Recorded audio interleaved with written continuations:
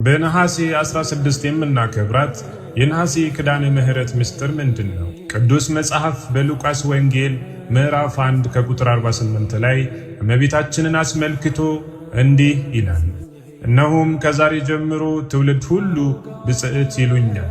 የዕለቱ ምስጢር ይህ ዕለት እመቤታችን ቅድስት ድንግል ማርያም ያረገችበት የፍልሰታ ማክተሚያ ብቻ አይደለም። ጌታችን ኢየሱስ ክርስቶስ ለእናቱ ትልቅ ክብርና የማይታጠፍ የምህረት ቃል ኪዳን የሰጠበት ታላቅ ቀን ነው እንጂ። መጽሐፍ ቅዱሳዊ ማረጋገጫ እግዚአብሔር ከቅዱሳኑ ጋር የሚገባው ቃል ኪዳን እውነተኛ መሆኑን መዝሙር 89 ቁጥር 34 ላይ ቃል ኪዳኔን አላረክስም ከከንፈር የሚወጣውን አልለውጥም በማለት ያረጋግጥልናል።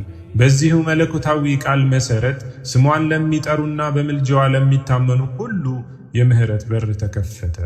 በዘዳግም ምዕራፍ 7 ቁጥር 9 ላይ እንደተጻፈው እግዚአብሔር ለሚወዱት ቃል ኪዳኑንና ምህረቱን እስከ 1000 ትውልድ ድረስ የሚጠብቅ የታመነ አምላክ ነው።